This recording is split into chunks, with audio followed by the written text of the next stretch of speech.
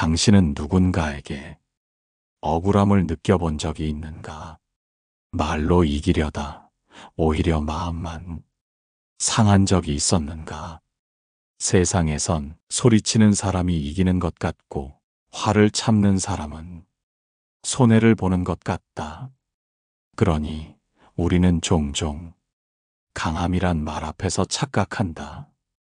크게 말하는 자가 세다 생각하고 화를 내는 자가 지배한다고 믿는다. 그러나 진짜 강한 사람은 함부로 싸우지 않는다. 침묵으로 이기고 거리를 두며 스스로의 품격을 무너뜨리지 않는다. 이 영상에서는 힘이란 무엇인가에 대해 두 철학자의 가르침을 따라 하나하나 짚어보려 한다. 인간의 본성을 꿰뚫은 철학자 쇼펜하우어는 싸움이야말로 어리석음의 표식이라 말했고, 인간의 습관을 통해 덕을 완성한 아리스토텔레스는 진짜 강함은 절제라 했다. 그들의 통찰은 지금 당신이 겪는 분노와 갈등 앞에서 가장 강한 무기가 되어줄 것이다. 첫 번째, 감정을 다스리는 자가 세상을 이긴다. 쇼펜하우어는 인간이란 의지의 노예라고 말했다. 화를 내는 사람은 자기 감정에 끌려다니는 사람이다. 말은 커졌지만 그 안엔 통제가 없다. 강한 사람은 감정을 터뜨리지 않는다. 말없이 삼키고 속으로 꿰뚫는다. 한 남성이 있었다. 회사에서 후배의 무례한 말에 화를 꾹 눌러 참았다. 주변은 말렸다. 한마디예요. 하지만 그는 말했다. 저 사람이 어떤지보다 내가 어떤 사람인지가 더 중요합니다. 진짜 강한 사람은 자기를 먼저 이긴다. 그 침묵엔 의지와 품격이 담겨 있다. 두 번째, 강한 사람은 싸움을 피하는 방법을 안다. 아리스토텔레스는 용기란 무모함과 비겁함이 중간이라 말했다. 싸우지 않는 것이 항복은 아니다. 오히려 그건 지혜 있는 절제다. 어떤 여성은 가족 모임에서 늘 무시를 당했다. 그녀는 예전엔 참지 못해 매번 말다툼이 났다. 그러나 나중엔 조용히 자리를 피해버렸다. 누군가는 말했다. 왜 아무 말도 안 해? 그녀는 대답했다. 싸움으론 서로를 바꿀 수 없어요. 그냥 거리를 두는 게 답이에요. 싸우지 않으면 회피가 아니다. 그건 자신을 지키는 고요한 선택이다. 세 번째, 큰 목소리는 강함이 아니다. 쇼펜하우어는 사람의 진가는 침묵과 태도에서 드러난다고 보았다. 크게 말한다고 옳은 것이 아니다. 소리를 지른다고 지혜가 생기지 않는다. 지하철 안에서 한 노인이 젊은이에게 밀렸다. 젊은이는 사과 대신 화를 냈다. 그러자 노인은 조용히 일어나 다른 칸으로 옮겼다. 그 작은 침묵은 많은 사람들의 눈에 더 큰 울림을 남겼다. 싸움은 목소리로 이기는 것이 아니다. 당신이 감정을 넘어서 품격으로 반응할 때 세상은 그 침묵을 기억한다. 네 번째, 자기를 모르는 사람이 남과 싸운다. 쇼펜하우어에 따르면 사람은 본능적으로 자기 의지를 타인에게 강요하려 한다. 그래서 논쟁은 대부분 진리를 위한 것이 아니라 자기 고집의 연장이다. 자기를 이해하지 못한 사람은 타인의 말에 쉽게 상처받고 무조건 이기려 든다. 그러나 내면을 이해하는 사람은 굳이 말로 이기려 하지 않는다. 어느 날 한 지인은 직장에서 계속된 무시 때문에 매번 말싸움을 벌였다. 하지만 어느 날 이유 없이 조용해졌다. 왜 아무 말도 안 해 묻자 그는 웃으며 말했다. 이젠 내가 왜 화내는지 그 이유를 알게 됐어요. 진짜 강한 사람은 자신의 내면을 먼저 이해한다. 자기를 아는 자는 더 이상 남과 쉽게 부딪히지 않는다. 5번째, 격렬한 감정은 이성이 빠진 힘이다. 아리스토텔레스는 모든 감정은 그 자체보다 그 감정을 어떻게 다루느냐가 중요하다고 보았다. 그에게 있어 절제는 모든 덕목의 중심이다. 분노가 생기는 것은 자연스러운 일이다. 그러나 그것을 어디까지 허용할 것인가는 그 사람의 품격이다. 그는 말한다. 분노할 줄 아는 것, 적절한 대상에게, 적절한 때에, 적절한 이유로, 적절한 방식으로, 이것이 어려운 일이다. 강한 사람은 감정에 압도되지 않는다. 그는 불편함 속에서도 자기 균형을 지킨다. 그 힘은 고요한 이성에서 나온다. 6번째, 침묵은 공격이 아니라 방어다. 쇼펜하우어는 인간관계에서 거리두기의 중요성을 자주 강조했다. 그는 말했다. 적당한 거리 없이는 존중도 없다. 불편한 사람을 설득하려는 건 자신을 소모시키는 일이다. 침묵은 말의 포기나 무시가 아니다. 자신을 지키기 위한 가장 깊은 대답이다. 한 중년 부부가 있었다. 남편은 잦은 말다툼을 피하려 침묵으로 대응했다. 아내는 처음엔 그걸 무관심으로 여겼지만 시간이 지나자 그 침묵 안에 많은 감정이 있었다는 걸 깨달았다. 당신의 침묵이 스스로를 존중하는 방식이라면 그건 더 이상 약함이 아니다. 그건 당신만의 고요한 방패다. 7번째, 진짜 힘은 일상의 품격에서 드러난다. 아리스토텔레스는 말했다. 사람은 반복되는 행동을 통해 자기 성품을 드러낸다. 한두 번의 말이나 감정은 진짜 강함이 아니다. 일관된 태도, 지켜야 할 순간에 지킬 수 있는 사람, 그가 강한 사람이다. 우리는 종종 화를 잘 내는 사람을 솔직하다고 말하지만 그건 품격의 포장이 아니다. 솔직함은 타인을 해치는 칼이 아니라 스스로를 절제하는 손끝이다. 당신이 매일을 어떤 말투로 살아가는지 그 속에 당신의 강함이 숨어 있다. 8번째, 반응을 늦추는 사람이 이긴다. 쇼펜하우어는 즉각적인 반응은 대부분 본능에서 나온다고 보았다.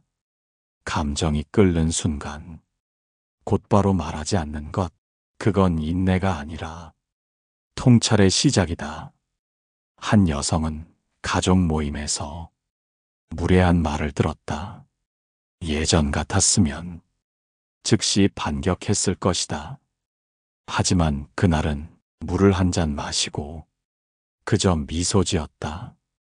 나중에 그 상황을 지켜본 어른 한 분이 말했다. 당신 참 강하구먼. 강함은 속도보다 깊이에 있다. 당신이 반응을 멈추는 그 순간 상대는 스스로의 거울을 보게 된다. 9번째, 억울함에 지지 말고 억울함을 이겨내라. 아리스토텔레스는 정의로운 사람은 자기 이익보다 공동선을 더 중요시한다고 보았다. 당장 손해를 감수하더라도 더 큰 조화를 지키는 선택, 그것이 진정한 덕이다. 당신이 억울한 말을 들었을 때 당장 싸우고 싶은 마음이 들 것이다. 그러나 그 순간 내가 어떤 사람인가를 묻는 게 먼저다. 한 중년 남성은 억울한 오해로 동료에게 험담을 들었다. 하지만 그는 설명하지 않았다. 그저 묵묵히 자신의 태도를 지켰다. 시간이 지나 사람들이 먼저 알아보았다. 진짜 힘은 오해를 증오로 되갚지 않고 조용히 품격으로 넘어서는 데 있다. 10번째, 타인의 시선에서 벗어나는 것이 진짜 자유다. 쇼펜하우어는 대부분의 인간 고통은 타인의 평가에 사로잡히는 데서 시작된다고 보았다. 누가 나를 어떻게 생각할까? 그 말에 휘둘리는 순간 우리는 자유를 잃는다. 강한 사람은 평가를 따르지 않는다. 그는 남이 아니라 자기 기준으로 산다. 억울하다, 불공평하다는 감정조차 타인의 판단에 의존한 결과다. 그 감정에서 벗어날 수 있어야 비로소 자유가 시작된다. 당신이 타인의 말에 상처받고 있다면 스스로에게 이렇게 물어라. 그 말이 정말 나를 정의하는가? 진짜 강한 사람은 그 말에서 자유로운 사람이다. 11번째, 무시를 두려워하지 말고 무시를 활용하라. 아리스토텔레스는 인간은 사회적 존재이지만 무분별한 인정 욕구는 영혼을 병들게 한다고 보았다. 누군가에게 무시당했다면 그 순간이야말로 자기 품격을 지켜야 할 때다. 한 중년 여성이 있었다. 자녀 교육 문제로 가족 모임에서 늘 무시당했다. 하지만 그녀는 말로 반박하지 않았다. 그 대신 조용히 자신의 방식을 일관되게 실천했다. 몇 년 뒤 가족들이 먼저 인정했다. 그녀는 말이 아닌 시간으로 증명한 것이다. 당신을 무시하는 말은 당신의 약점이 아니라 당신이 품격을 지킬 기회다. 12번째, 이기려 하지 말고 남기려 하라. 쇼펜하우어는 삶의 대부분의 다툼이 의미 없는 우위 다툼에서 온다고 보았다. 누가 맞는가? 누가 이겼는가? 이 질문 자체가 삶을 소모시킨다. 강한 사람은 이기려 하지 않는다. 그는 오히려 상대에게 여지를 남긴다. 때로는 져주는 것이 오히려 사람을 얻는 길이기 때문이다. 어떤 노교수는 토론 중 공격적인 질문을 받았을 때 반박하지 않고 말했다. 좋은 관점입니다. 더 깊이 생각해 보겠습니다. 그 한마디에 모두가 조용해졌다. 이기지 않고도 남을 설득할 수 있는 사람, 그가 진짜 강한 사람이다. 13번째, 진짜 강한 사람은 침착하게 경계를 그린다. 아리스토텔레스는 건강한 인간관계는 적절한 경계 위에서 유지된다고 보았다. 가까움은 필요하지만 무조건적인 희생은 덕이 아니라 무분별이다. 어떤 남성은 친구의 부탁을 매번 거절하지 못해 번번이 이용당했다.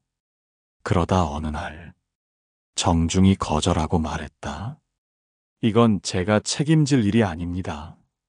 그 순간 친구는 뒤돌아섰지만 그는 후회하지 않았다. 강함은 모든 걸 받아주는 것이 아니다. 당신이 지켜야 할 선을 조용히 그을 줄 알 때 비로소 스스로를 지켜낼 수 있다. 14번째, 고요함은 모든 소음을 이긴다. 쇼펜하우어는 세상에는 떠드는 자보다 듣는 자가 적다고 했다. 그러나 듣는 자에게 지혜가 깃든다. 그는 말을 모으고 의미를 쌓는다. 직장에서 한 직원이 회의 시간마다 큰 소리로 주장만 반복했다. 반면 다른 직원은 필요한 순간에만 한마디를 던졌다. 그 한마디가 회의의 흐름을 바꾸었다. 고요함은 사라지는 게 아니라 기회를 기다리는 것이다. 침묵은 패배가 아니라 판을 읽는 기술이다. 15번째, 강한 사람은 품위 있게 퇴장할 줄 안다. 아리스토텔레스는 탁월함이란 끝나는 순간에도 덕을 지키는 것이라 말했다. 말을 아끼고 자리를 비우고 미련 없이 물러나는 것. 그 속에 품위가 있다. 어떤 노교수가 은퇴식 날 말했다. 이제는 제자리가 아닙니다. 이제 다른 이가 더 빛나야 할 시간입니다. 그는 박수 속에 조용히 무대에서 내려왔다. 그의 마지막 말은 그가 살아온 모든 시간보다 더 강하게 남았다. 당신이 싸우지 않고도 사람의 마음에 남을 수 있다면 그건 이긴 것이 아니라 넘은 것이다. 진짜 강한 사람은 싸움이 아니라 퇴장을 통해 빛난다. 당신은 이제까지 어떤 강함을 쫓아왔는가?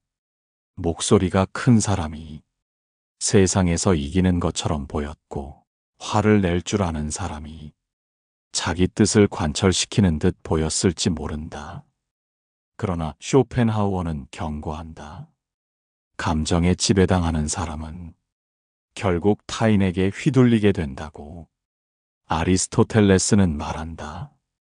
강함이란 자기 안의 중용을 지키는 능력이라고. 둘은 시대도 언어도 달랐지만 공통의 진리를 말했다. 싸우지 않고도 이길 수 있어야 진짜 강한 사람이다. 그 침묵은 약함이 아니다. 그 퇴장은 패배가 아니다. 그 절제는 비겁함이 아니다. 쇼펜하우어는 고요히 거리를 두며 자기를 지키라고 가르쳤다. 아리스토텔레스는 덕은 훈련을 통해 다듬어지는 습관이라고 말했다. 강한 사람은 누구보다 자신의 내면을 잘 알고 흔들리지 않는 태도를 갖는다. 그는 누가 뭐라 해도 자신의 자리를 떠나지 않고 말보다 품격으로 세상을 설득한다. 당신이 지금 억울한 일을 겪고 있다면, 그리고 마음을 상하게 하는 사람과 마주하고 있다면 기억하라. 싸우지 않고 이기는 사람이 진짜 강한 사람이다. 침묵과 절제, 그리고 물러남 속에 힘은 조용히 자리 잡고 있다. 강함이란 결국 고요한 품격이다. 그리고 그 품격은 당신의 모든 날 속에서 하나씩 다듬어질 것이다. 시청해 주셔서 감사합니다.